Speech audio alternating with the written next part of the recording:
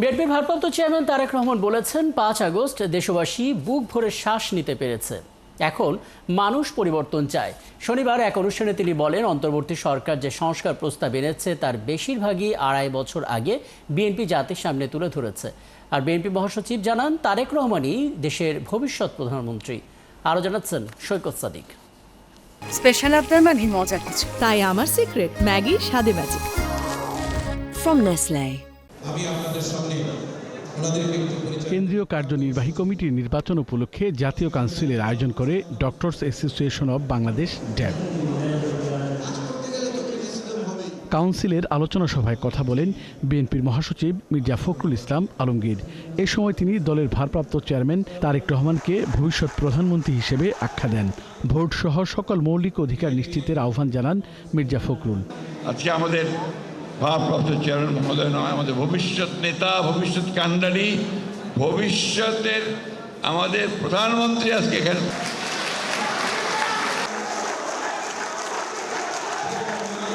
অনুষ্ঠানের প্রধান অতিথির বক্তব্যে বিএনপির ভারপ্রাপ্ত চেয়ারম্যান তারেক রহমান বলেন, ৫ আগস্ট দেশের মানুষ প্রাণ ভরে শ্বাস নিয়েছে। ৫ তারিখে বাংলাদেশের মানুষ হঠাৎ করে বুক ভরে শ্বাস নিতে পেরেছে। ৫ তারিখে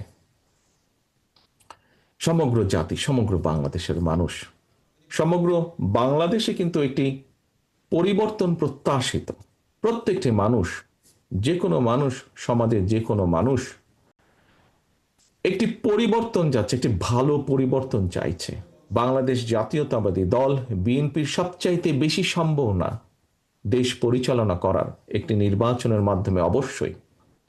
সেই জন্য বিএনপির কাছে প্রত্যাশা করে বেটার কিছু, ভালো কিছু চেঞ্জ করার। চলমান আলোচিত সংস্কারের প্রায় সবটাই বিএনপি আগে দিয়েছে বলে জানান তারেক রহমান। তিনি বলেন, জুলাইয়ের চেতনা বাস্তবায়নে জবাবদিহিতা গড়ে তুলতে হবে।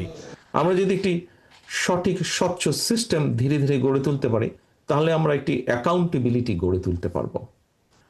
আসুন না, আমরা জানি সব সমস্যার সমাধান হবে না, তারপরেও চেষ্টা তো করি, শুরু তো করি। বর্তমান অন্তর্বর্তীকালীন সরকার রিফর্ম কমিটি গঠন করেছে, বিভিন্ন রাজনৈতিক দল গিয়েছে, তারা তাদের প্রস্তাবনা দিয়েছে।